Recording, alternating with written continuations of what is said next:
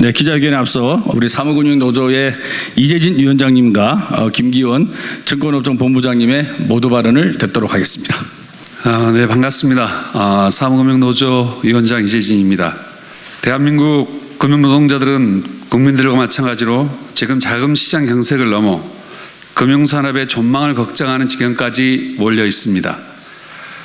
돌아보면 취임 초 출근길 인터뷰에서 윤석열 대통령이 국제적 금융 긴축 상황에서 정부가 할 수 있는 일이 없다는 말이 얼마나 무책임하고 또 해서는 안 될 말인지 다시 한번 떠올리게 됩니다. 글로벌 긴축 발작이 전 세계를 위협하는 상황에서 정부의 대체 능력은 해당 국가의 안위를 좌우하는 생명줄 역할을 합니다.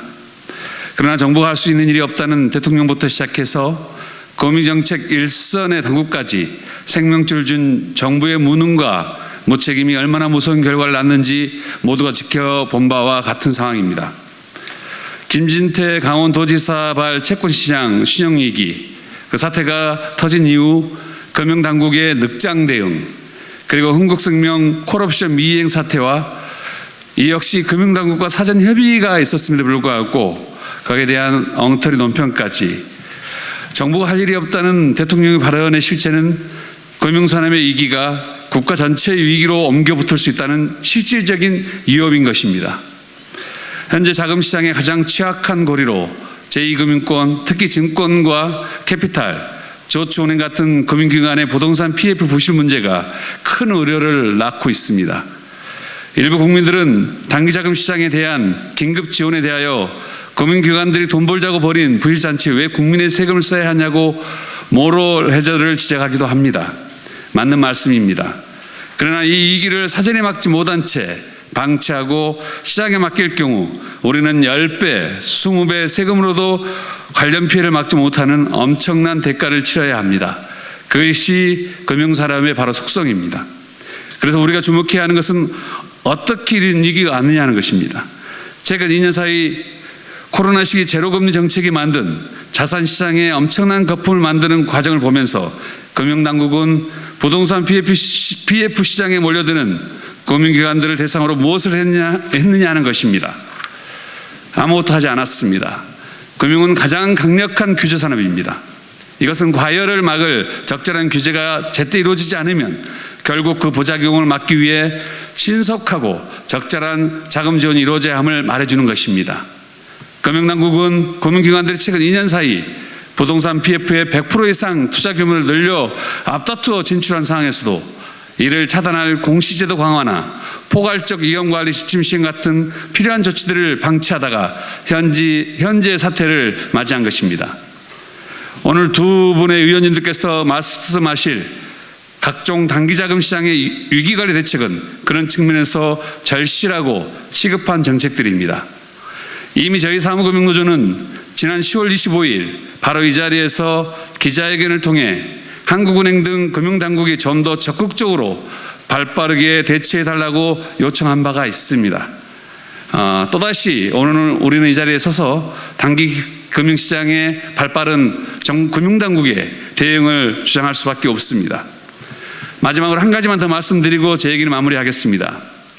2020년 5월 코로나 위기가 금융시장 위기를 번졌을 때 노사정이 함께 이 위기를 대응하자고 만든 것이 노사정 금융정책협의체입니다.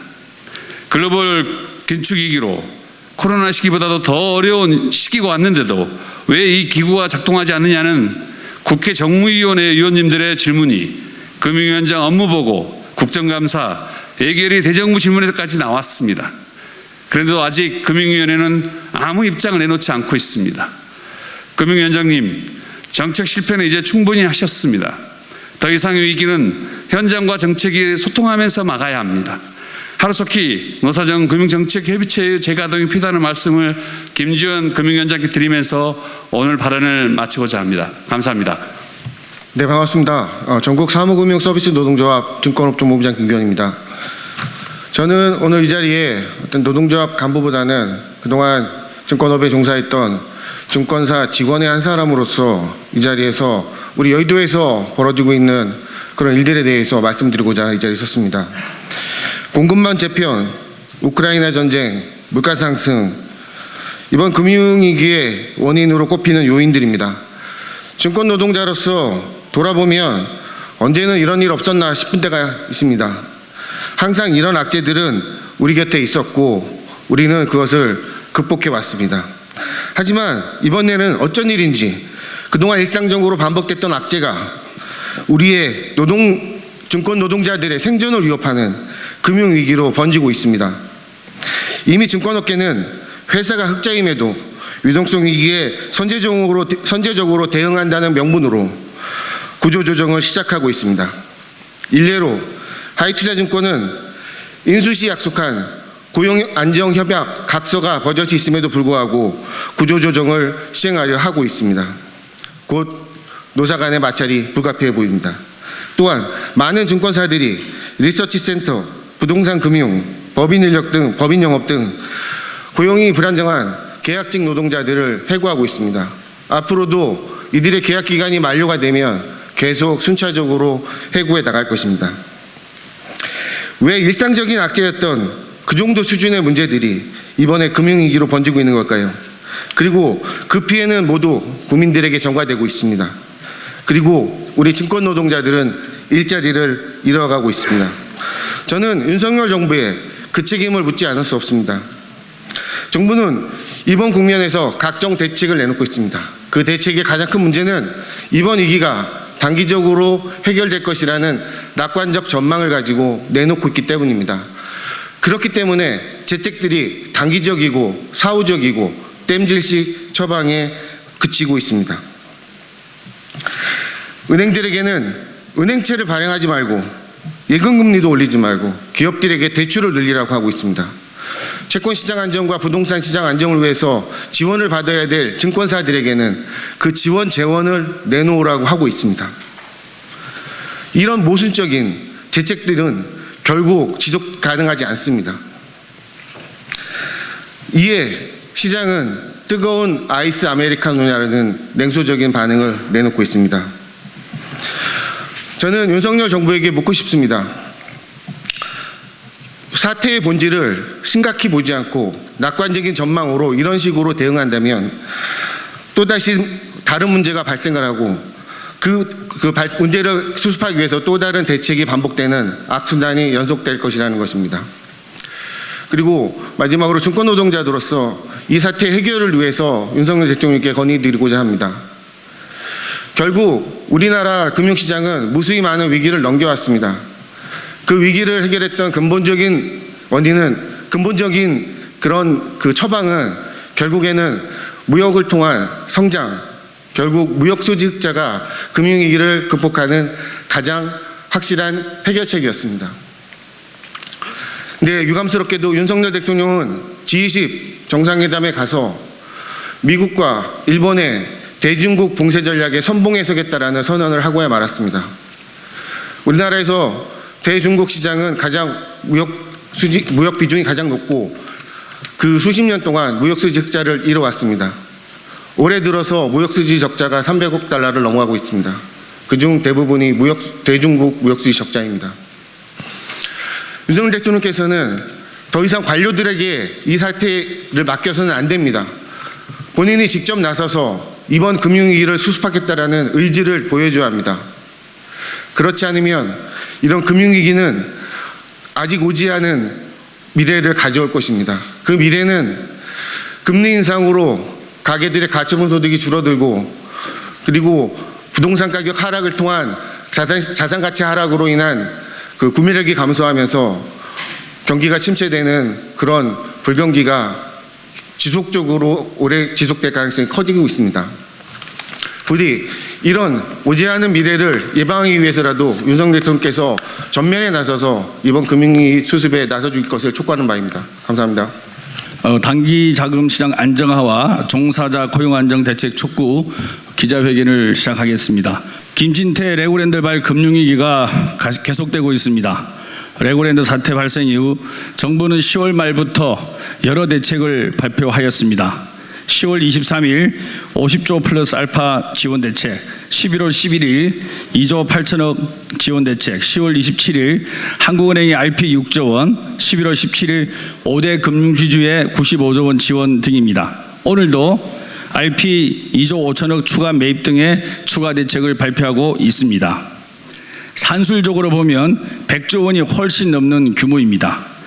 정부 발표 이후 10월 24일부터 채권시장 안정펀드 1조 6천억, 11월 24일부터는 증권사 보증 PF, ABCP 매입 등이 이루어지고 있지만 현장에서는 일부 심리적 기대 효과만 있을 뿐이고 아직 체감되지 않는다라는 평가가 아주 많습니다.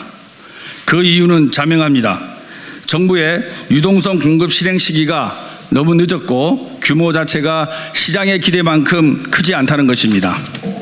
한 증권사 보고서에 따르면 2022년 6월 기준 부동산 PF 잔액이 총 152조 원에 달하고 이 중 비은행권이 83조 9천억입니다. 매달 수조 원이 넘는 채권 만기가 돌아오고 있지만 정부의 대책은 언발의 오줌누기입니다. 더욱이 최근 회사채 금리는 부분적으로나마 안정되고 있지만 CP 금리는 여전히 상승을 계속하고 있습니다. 금융투자협회 공시 회사채 AA- 등급은 무보증 3년물 금리는 21일 5.492%에서 25일 5.376%로 0.116%포인트 하락하였지만 같은 기간 91일 CP 금리는 5.36%포인트에서 5.5%포인트로 0.14%포인트 상승했습니다. 그만큼 단기 자금시장 경색이 지속되고 있다는 반증입니다.